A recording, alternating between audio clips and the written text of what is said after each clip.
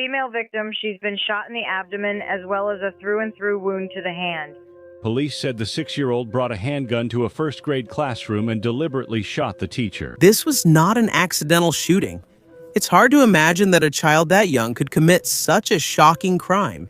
But throughout history, there have been children who could barely read who turned their schools into places of violence. Here are some of the youngest school shooters in history. But before we begin, if you're new to our channel, make sure to subscribe so you'll always be updated with videos like this. November 32, 2021. The day started like any ordinary day at Oxford High School in Michigan. But at exactly 12:50 in the afternoon, everything suddenly changed. The 15-year-old sophomore, Ethan Crumbly, came out of the bathroom carrying a 9mm Sig Sauer handgun that was hidden in his backpack. Without any warning, he suddenly fired in the hallway while students were rushing to change classes. When the attack was over, 4 students had lost their lives. 8 others were injured, including a teacher. It was another tragedy that shook the entire country. The incident became even more painful because there were actually many clear warnings before it happened. On that same day, a teacher saw a disturbing drawing on Ethan's desk.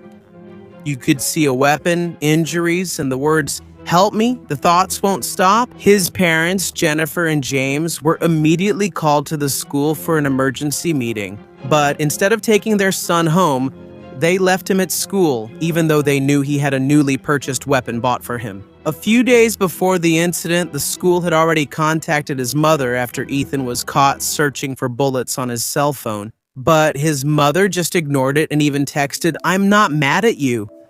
You just need to learn not to get caught." No one took enough action to prevent the impending tragedy. When Ethan's parents left the school that day, they didn't know that their son had already hidden the weapon inside the campus and was ready to carry out the plan he had been preparing for months. During Ethan's trial, it was revealed that he had carefully planned the attack. In a terrifying manifesto he recorded the night before the killing, he said, "There is no God, I'm the demon. I'm going to open fire on everyone in the hallway." He even made a video where he said, "My name is Ethan Crumbly, age 15, and I'm going to be the next school shooter." The court also learned that his home life was chaotic and troubled. His parents have a history of cases like DUI and fraud, and he was often neglected when he was a child.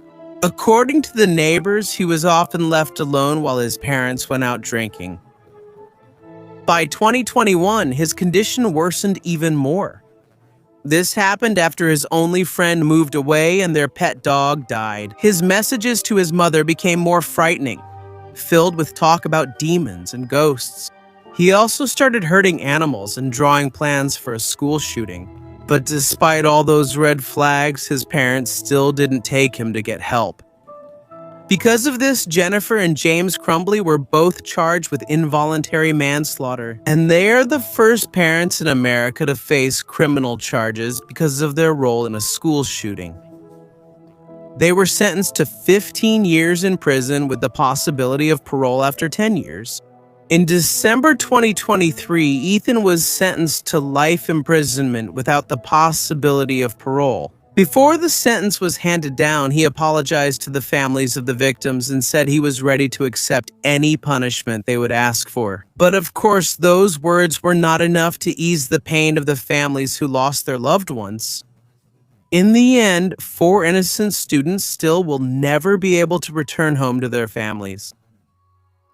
September 28, 2016. Even before dawn, 14-year-old Jesse Osborne was already standing in front of the mirror, combing his blonde hair and recording a video. He even made a dark joke to the camera, saying, "You should fix your hair if you're going to attack a place. You still need to look fabulous." Just a few hours later, the town of Townville, South Carolina would be changed forever. That morning at their home, Jesse attacked and killed his father, Jeffrey Osborne, who, according to reports, had allegedly been doing bad things to him for a long time. After that, Jesse got into his black pickup truck and drove nearly 3 miles to Townville Elementary School, the school he once attended. At around 1:45 in the afternoon, he crashed into the school fence, got out of the vehicle, and fired a .40 caliber pistol into the air while shouting, "I hate my life." Moments later, he climbed over the fence and started shooting at the school's playground. The students and teachers panicked as they desperately looked for a place to run. But there was one child who couldn't escape: Jacob Hall. He was shot in the leg, but it caused severe damage that led to cardiac arrest. Even though he was rushed to the hospital and underwent surgery, Jacob still passed away 3 days later. Jesse's attack only stopped when his weapon jammed, 12 seconds after he started shooting. A volunteer firefighter who was at the scene quickly rushed in and restrained him until the police arrived. During the interrogation, Jesse became emotional and cried as he called his grandparents to confess what he had done. What really drove him to do this? In the months leading up to the attack, his behavior gradually worsened. He had previously been expelled from middle school after bringing a hatchet and a machete onto campus. When the incident happened, he was already being homeschooled, but that wasn't enough to stop his violent thoughts. When the authorities investigated his internet activity, they discovered his intense obsession with mass shootings, especially the Sandy Hook Elementary shooting in 2012. He also communicated online in chat groups full of people interested in mass killings. There, he talked about how easy it was to get to Townville Elementary because it didn't have a police officer, and he said he could reach it within 4 minutes. According to investigators, he planned to kill 50 to 60 people. In the end, Jesse Osborne admitted to 2 counts of murder and 3 counts of attempted murder. In November 2019, he was sentenced to life imprisonment without parole for the deaths of his father and Jacob Hall, along with an additional 3 30-year sentences for the attempted murder charges. But he appealed several times, and in September 2023, the court changed his 2 life sentences to 75 years each. Because of this, he had the opportunity to join some prison programs that were previously not allowed for inmates with a life sentence without parole. On February 2nd, 1996, a 14-year-old boy named Barry Loukaitis walked into his middle school in Moses Lake, Washington, like a gunslinger. Under his coat, he had 2 pistols and a high-powered rifle hidden.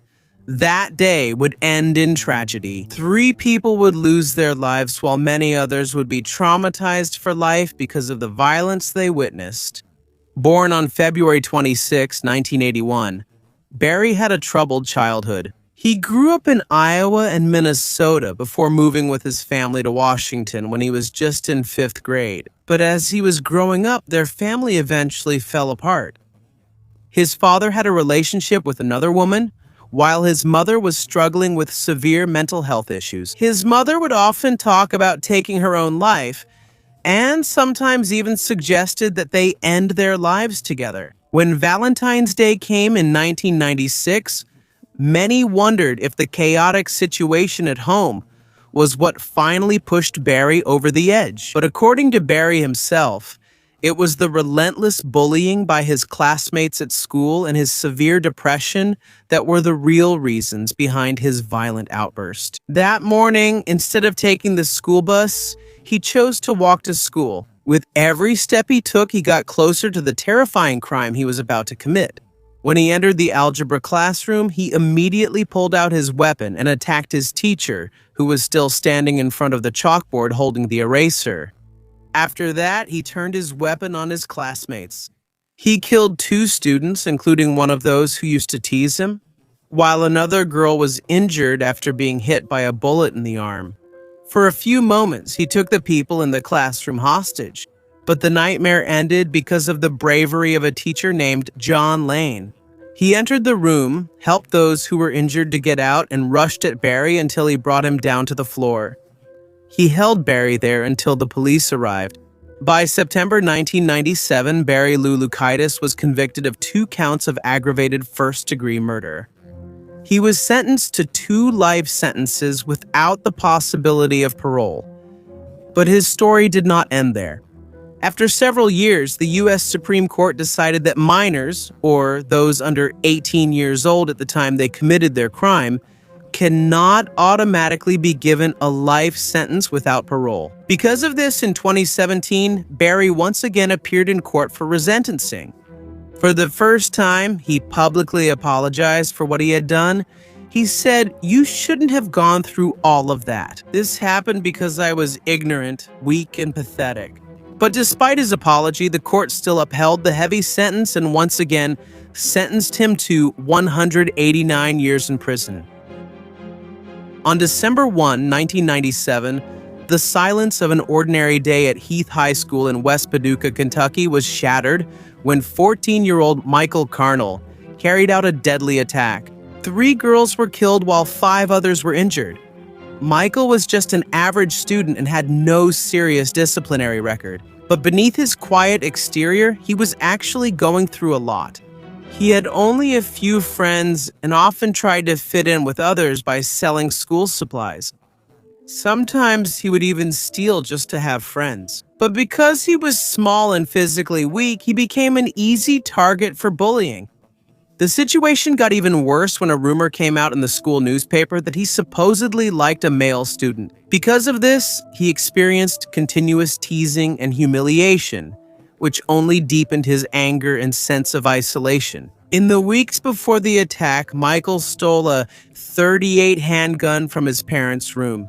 He was planning to sell it, but another student took the weapon from him and threatened to report him to the authorities if he didn't hand it over. That incident, along with his repeated failures to make friends and connect with others, only worsened his frustration and hopelessness. At that time, he also started telling some students that something big was going to happen, but no one took him seriously. As November approached, he stole 2 shotguns from his father's cabinet and hid them under his bed. And with a cold and terrifying determination, he finally prepared his plan. On that deadly December morning, Michael wrapped the 2 shotguns and 2 pistols in a blanket and said they were part of an art project he was working on. When he arrived at school, he put on earplugs and slowly took out a pistol from behind his back. Without hesitation, he fired 8 shots toward a youth prayer group. In just a few seconds, the once peaceful morning turned into utter chaos and left everyone who witnessed it with lifelong trauma. But when Michael saw that his friend Nicole Hadley was seriously injured, he put down his weapon and surrendered to the school principal, Bill Bond. After the incident, Michael Carnil was charged with multiple counts of murder and attempted murder. On December 16, 1998, he was sentenced to 3 concurrent life sentences for the killings, plus an additional 120 years for attempted murder and burglary charges. After being imprisoned for 25 years, Michael submitted a parole request.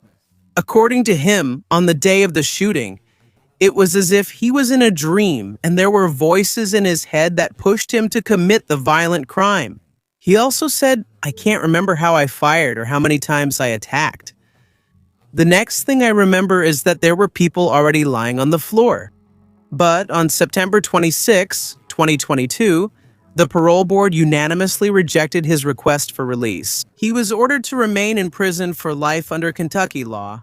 Because of that decision, he can no longer attend future parole hearings, so his previous life sentence with parole has now become a life sentence without parole. On September 4, 2024, everything changed at Apalachee High School in Georgia. A 14-year-old boy named Colt Gray entered the school and started an attack that resulted in the deaths of 2 students and 2 teachers. There was immediate chaos as students and staff ran toward the football field to escape, while police surrounded the campus. When Colt realized he had no way out, he did not resist and immediately surrendered to the school officers. In that deadly attack, he used an AR-style rifle, a type of weapon often associated with school shootings. But many are asking, how did a 14-year-old get access to that kind of weapon? It was later revealed that the weapon was actually a gift from his father, Colin Gray, last Christmas. Because of this, Colt faced 4 counts of felony murder, while his father was also arrested and charged with second-degree murder, involuntary manslaughter, and cruelty to children, because he allowed his son to have access to the weapon. But the tragedy left a painful question. Why did this happen? Until now, Colt's true motive is still unclear. It's not certain whether he had a particular target or if he just attacked at random. All the investigators know is that his life at home was not easy, and this was not the first time he got into trouble. A year before the shooting, when he was only 13 years old, the FBI received reports that he was making threats on Discord about a school shooting. When the authorities questioned him, he strongly denied it. His father assured the police that all their firearms were locked up and that Colt had no access to them. Because there was no direct evidence linking him to the threats, the investigation was not pursued further. Meanwhile, Colt was also having a very hard time at home. His parents were separated, and according to his own father, he was often bullied at school. His mother, Marcy Gray, also noticed that her son's behavior was no longer normal in the months leading up to the attack. 6 days before the incident, she even called the school to try to have Colt admitted to a treatment facility. Colt agreed, but it was already too late. On the morning of the attack, Colt sent 2 chilling messages. One to his mother saying, "I'm sorry, Mom," and another to his father saying, "You're not to blame for this." When his mother read that, she immediately became worried and called the school, but it was already too late. In the following days, his mother shared the intense pain and shock she felt. According to her, when she first heard the news about the attack, she fell to her knees in tears and screamed, because deep inside, she knew that her son was the one responsible for it. Until now, she is still haunted by guilt, sadness, and shock. Now, Colt is facing life imprisonment. But because he is a minor, he cannot be sentenced to the death penalty. Meanwhile, his father is still awaiting trial while investigators are once again reviewing all previous interactions authorities had with their family, including the former FBI case. In the end, the whole community was devastated. Many are asking if this tragedy could have been prevented, and most importantly, how a child was allowed to have access to such a dangerous weapon. May 3, 2023, Belgrade, Serbia woke up to shocking news. The police received a terrifying call from a young boy with a child's voice who said, "I am Kosta Kecmanovic, and I have attacked people." An hour before that, 13-year-old Kosta Kecmanovic entered his school, as if it were just an ordinary day. But at that moment, he already had an evil plan. Armed with a weapon, he first attacked the school security guard and 2 female students in the hallway before entering a classroom, where he unleashed a brutal attack. 7 other students were killed, while 5 more were injured. After the attack, he reportedly walked calmly out to the schoolyard and called the police right there to confess to what he had done. Because of his young age, he was not charged with any criminal offense and was instead placed in a psychiatric hospital. When the case was investigated, it was revealed that he had planned the attack for a month.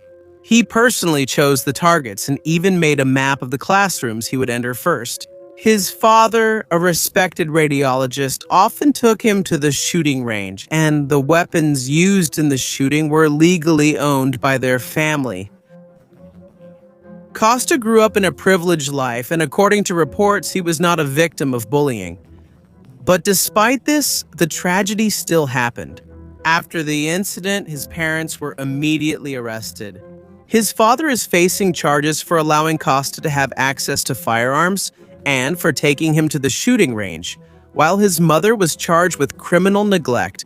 According to his mother, she didn't notice anything unusual about her son's behavior that morning, except that he seemed a bit sluggish while having breakfast. When she first heard the news about the school shooting, she initially thought her son was also a victim, until she arrived at the crime scene and discovered that it was her own son who had killed 10 people. In July 2023, Kosta testified against his father and admitted that he was taught how to use weapons, and that his father even admired his skill in shooting. He also shared that his obsession with video games and documentaries about mass murder contributed to his dark thoughts. Kosta expressed remorse for what he did and said that if he could turn back time, he would not repeat the attack. But for the families of the victims, it is already too late. For many, he still has not truly paid for the lives he took, and despite the tragedy, he can still continue his studies and have a future, something his victims will never experience again. In August 2023, Kosta's mother contacted various institutions to arrange online education for him and for his younger sibling while he was in the psychiatric facility. The faculty council of his former school, Vladislav Rybnikar, voted to expel him. But the education minister, Slavika Jukic-Dejanovic, explained that the council had no authority to do that. Instead, he can still study at Dragan Hercog Elementary School in Belgrade, a special school for students with health-related conditions. The school director confirmed that his education will continue there, although it is still unclear how this will be carried out. January 6, 2023. An unbelievable incident happened at Richneck Elementary School in Newport News, Virginia. A 6-year-old child brought a weapon to school and attacked his teacher, Abby Zwerner. When the tragedy happened, it was just an ordinary afternoon, and Abby was teaching her first graders. But the child, who had long been showing disturbing behavior, suddenly pulled out a 9mm handgun, pointed it at his teacher, and fired. Abby's hand was hit and the bullet went through to her chest. Despite the intense pain, she was still able to save her students before she finally collapsed. The investigation revealed that the gun used by the child came from their home, where, according to his mother, Deja Taylor, it was supposedly properly stored and locked. Later on, Taylor faced charges of child neglect and violation of gun laws. Many people wondered how such a young child was able to commit such a violent crime. A heated debate once again arose about gun safety, parental responsibility, and school security. The case became even more controversial because there were already many warning signs before the attack happened. The child already had a history of behavioral problems. He would often throw tantrums, curse at staff, and sometimes even hurt teachers. Abby and the other school staff were already worried after the child threatened to harm one of his classmates and allegedly showed a weapon to other students. But despite those red flags, the administrators reportedly told the staff to just wait for the situation to calm down. As the investigation continues, attention has shifted not only to the child, but also to the shortcomings of the entire system that allowed the tragedy to happen. Abby Zwerner filed a lawsuit against the Newport News School Board and is seeking $40 million in damages due to alleged negligence by the administration. The assistant principal of the school, Ebony Parker, who was previously warned about the possible threat, was also charged with felony child neglect. Meanwhile, Deja Taylor took responsibility for the incident and admitted that her child got hold of the gun that she thought was safely stored. She is facing state and federal charges, including lying about the firearm and illegal possession of a gun while using prohibited substances. In November 2023, Taylor was sentenced to 21 months in prison for her federal offenses, plus an additional 2 years for child neglect.